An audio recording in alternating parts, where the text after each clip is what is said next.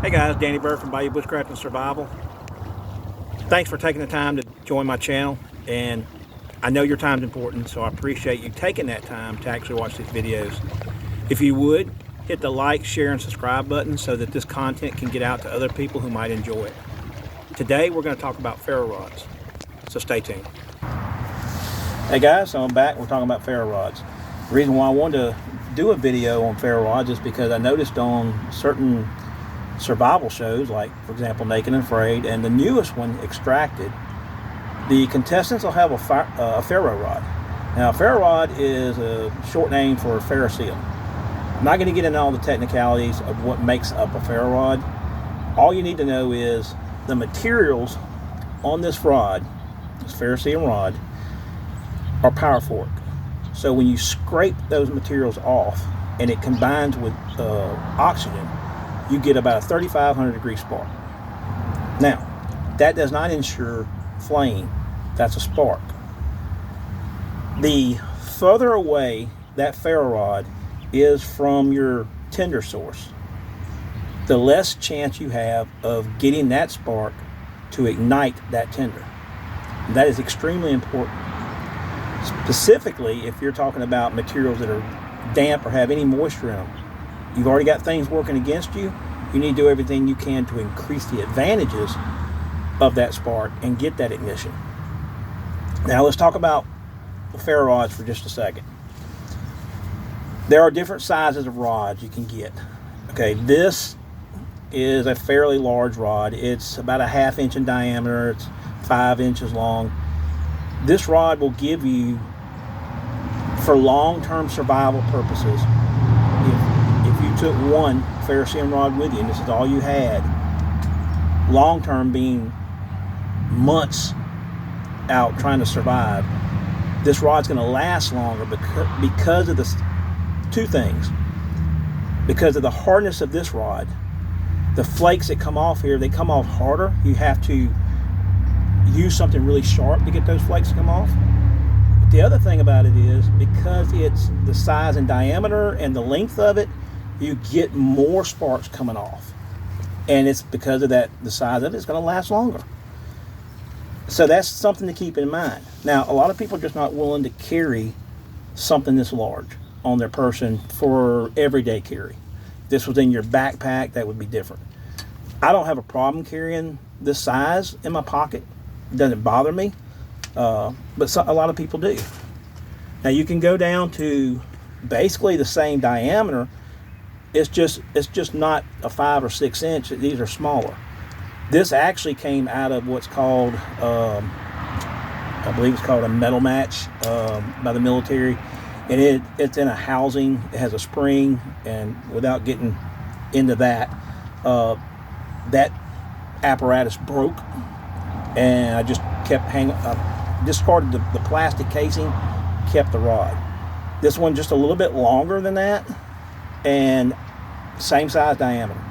I put some duct tape around it because duct tape is a flame extender. It will catch a spark from a ferro rod if you shred it up really fine. So then you get down, I believe these are about 3/8 inch in diameter. This one here is from More Knives, More Knives, and this is just a generic rod off the internet. And they're great. They do everything you need. Okay. Now, if you get a rod that is a softer material, it will give you a better shower of sparks. But long term, it may not last as long. Guys, I'm going to go ahead and tell you right now, I shot this in different locations, having a hard time getting this video shot without outside interferences, so I apologize if you hear stuff in the background. We're just going to have to work around it. The biggest thing I see, the two biggest things I see, well, let's go a step further. The three things I see that cause people to have problems using a ferro rod are, number one,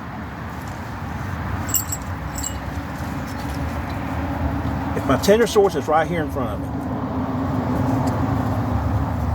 and I've got the rod and I'm sitting here doing this. Okay, As soon as that hit the ground, it went out. I mean, it's out. The further away you're doing this, those sparks are dying before it even gets to the surface. So that's one issue right there. The second issue is the striker. A lot of people are using these strikers that just will not scrape the material off that rod to effectively get the shower sparks you want. That's the great thing about the Moore knives. They come with a really sharp 90-degree spark. 90-degree spine.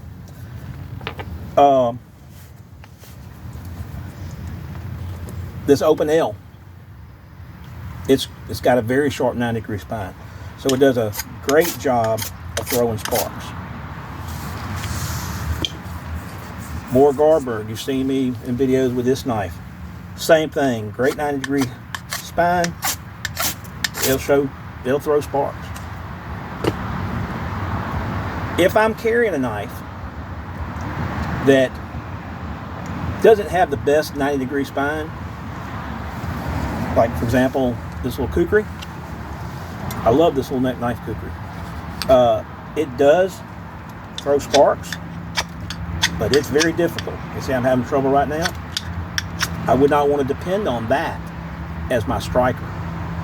If the rod was a little softer than this one, because this is a bayite off of Amazon, and it is very hard, and it is very difficult for this minimal spine to get good sparks off of it. So on the back of my sheath, tucked underneath this inner tubing, I keep this little striker right here, and you see it does a great job. So that's the first two things. One, you're too far away from your surface material. Number two, the striker. Usually it's not the rod, it's the striker. So make sure that you've got a striker that's going to throw the shower sparks, the best shower sparks you can get, because the more of those you have hitting your tender source, the better the chance it will ignite. The next thing, the last thing, I guess you could say, would be your tender source. What is that tender source? If it's fat wood, which is my preferred tender source, if you shave off pieces that size, I'm not saying you can't get it to light. I don't know if you can see that. I'm not saying you can't get this to light with sparks, but it's not optimal. And it'll probably try to prove me wrong here, but we'll see. And I'm going to put it down close enough to where I think I would have a better chance. Okay, I could do it back here and make this video show that I can't get this lit. That's not what I'm going to do. Now, what I've been seeing on these shows, for example, is they're usually about this far away from that tender. If that's the size fat wood that you're using,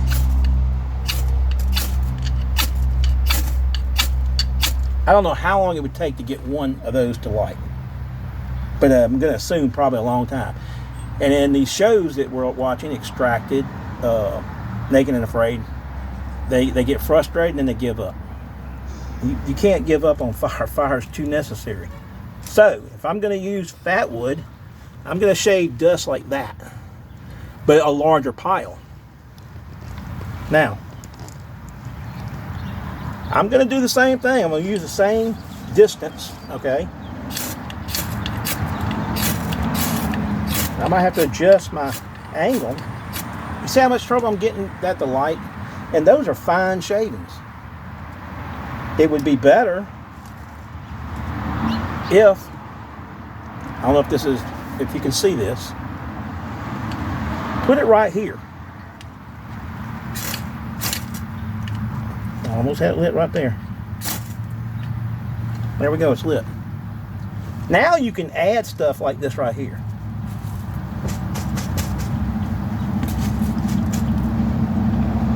So don't try to get this lit with a spark. Get this lit with an open flame. This will take an open flame. They're fine, thin. It'll take that open flame. Use it. You're not going to get this lit. It's going to have a hard time getting this lit with an open flame unless it is a long-lasting flame. shave this off and get the fine particles that we just had until you get enough to get a reliable spark. Now, Tender Quicks. I just took half of one. Fluff this up. I'm going to use a different rod. We'll use this one here. A little bit smaller in diameter. You might be able to catch it from here. Hey, get that. There, I caught it. It is now on flame, on fire.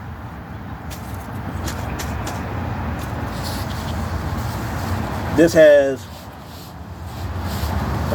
highly flammable liquid material in it that will catch on fire easily when a spark hits it. I still would rather be right here on it, because right here on it, I can get that lit quick. So, remember, size of the ferro rod gives you more sparks. The size of the ferro rod can determine how long it's going to last. Your tender sources need to be fine shavings or something that has some type of fetchel in it that will catch fire, catch flame, or catch spark easily. More importantly, probably, is the striker. Something like this, like for example, you saw how that worked. It worked really well. I mean, you want that. You want all those sparks jumping around down there, okay? Whether it's with that big rod, you want that. You want that right there. Just caught a little Tender Quick back on fire. So make sure, number one, you've got a ferro rod with you, okay? Whatever size you choose, okay? Make sure you have a good striker. Make sure that you have a proper tender source and that you know how to prep that tender source to get the best chance for ignition. Guys, when you're watching these shows, watch for the details. Watch the things they do, okay? I was going to do a flint and steel video, which I'm still going to do that. I love flint and steel. It's great playing around with flint and steel. Would not be my primary ignition source or technique for getting a fire. But hey guys, get out there, have fun, watch these videos, watch these shows, watch other videos, other channels, and I think you'll get a better hang of it. But you got to get out there and practice. You got to get the dirt time in. So remember, hey, like, share, subscribe, hit that notification bell so you can be updated. And Danny Bird from Bayou Bushcraft and Survival. Thanks a lot, guys.